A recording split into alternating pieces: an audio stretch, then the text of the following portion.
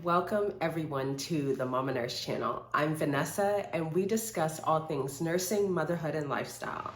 Subscribe to the channel so you don't miss any uploads. Want to know if travel nursing is still lucrative and worth it? Keep watching.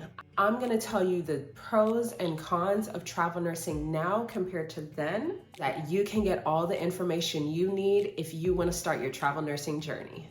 So these are going to be all the experiences or differences that I've seen in travel. I'm just going to share with you my experience on the second travel nurse journey. I travel nursed about 3 to 4 years ago when I was a mother of two, my two oldest, obviously, who are now 5 and 4. And then I currently have a 3-year-old and a 1.5-year-old. So it seems like cases are rising again. Had like a good, 3 weeks, maybe 4 weeks at the current hospital that I'm at. Yeah, we had like a good 3-4 weeks where we did not have any COVID patients on our trauma surgical ICU, but they're popping up again throughout the hospital. So there's only a matter of time before they start popping up on our trauma surgical ICU unit again. That means pay rates are gonna start going up again. So now's your time.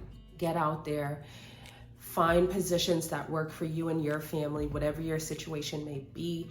Like I said, I'm a family of 6. I have a new friend that I am going to use for demonstration purposes. So little heart on the paws. So I don't know, maybe I'll change the name to Heart instead of Teddy. I think I like that better. So this is Heart. There were limited opportunities back then, give or take. I mean, kind of depended on where you wanted to go, your flexibility, what you were willing to do.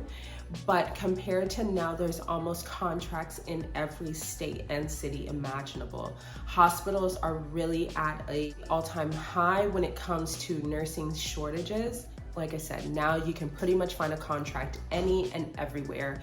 So take advantage. So back then, you typically would have to wait, or you would always have to wait, besides like crisis contracts or emergency situations. Or sometimes they would let it just be approved, but typically you would have to have that license in your hand before you could even apply for a job. Now you'll see job postings where it says no state license needed prior to applying, basically. So they'll let you apply without your actual state license.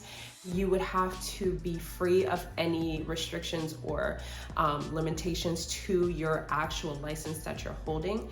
But a lot of times they'll let you at least apply for the position. If you get offered the position, then you would go out and apply for that state license. And typically, if everything is clear with your current state license, everything should be clear with another state license, unless you maybe have a warrant out for your arrest in that state. I don't know. But typically now they are allowing you to apply without that state license. Each state is different, each company is different, and each hospital is different. So just make sure you look into that. I think I need to clarify that a little bit more.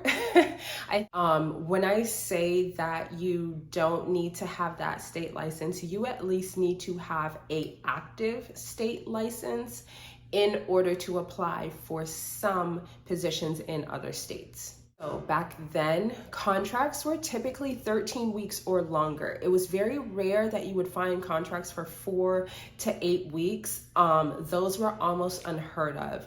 If you asked for those shorter contracts back then, sometimes you would get denied for positions, just because when companies or hospitals bring in travel nurses, they do typically need the help and they want it for a longer amount of time. Because think about the cost of onboarding and immunizations and health screenings and all of that goes into it, plus the shadowing. They have to pay that person that's shadowing or precepting that new traveler an extra $1, but it's still $1 more than what they were paying before. So if they're bringing somebody in to help, they would rather have a 13-week period or longer. Now you're seeing a lot more 8-week contracts, some even 4 weeks. For those crisis contracts, you're even seeing 2-week contracts out there. So much shorter contracts, more flexibility, more freedom. So 8 weeks, I love you. Back then, you would have more cancellations.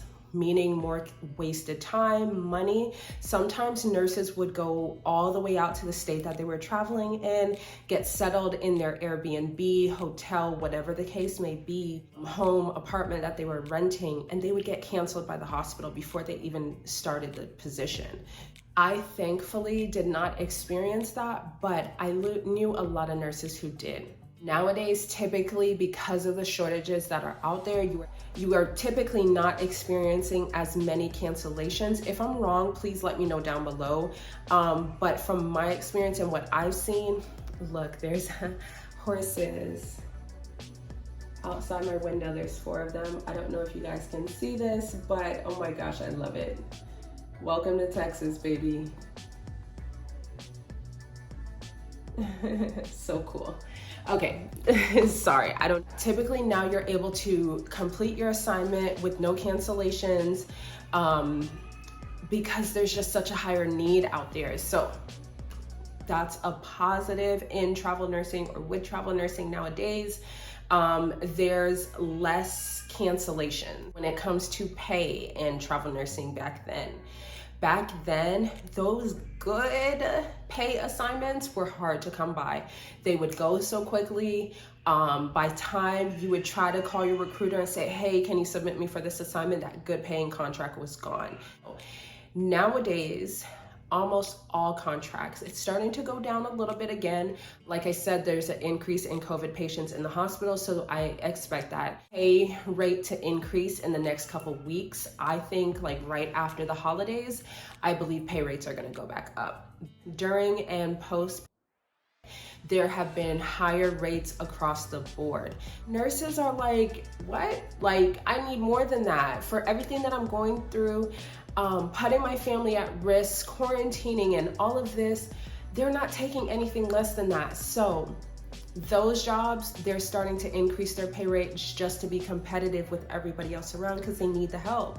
Now you can find lucrative pay packages in most cities and states, some still better than others, but you can seriously find good pay almost across the board. Finally, hours per week contracts. So back then, you would typically find more so 36-hour week contracts. Now you're seeing more so 48, 72-hour contracts. One, it makes the pay packages look better and it entices people a lot quicker because the pay rate's so much higher. But sometimes what people fail to realize is that you're working more. You're working 48 to 72 hours a week. Yes, it might be worth it, and yes, you can maybe do it for a stretch of time, but do you want to commit to that? What if things come up? What if you end up being burnt out and tired? You may just want to do a 36-hour week with the option of overtime and then get a higher pay rate for that. I don't know, something to think about. Do what works for you. I personally, I'm over that 48+ hour work weeks. I want to do my 36 hours, come home, have my 4 days off with my family. I honestly recommend travel nursing to any and every nurse out there who has the capability of doing it the correct way. Get to go out there, do what you love, be a nurse, see the world, travel. Bring your family if you want or have the ability to, plus financial freedom. So if you have a chance, comment down below. Let me know what differences you've seen in travel nursing then versus now. Don't forget to subscribe to the Momma Nurse channel. Until next time, all love.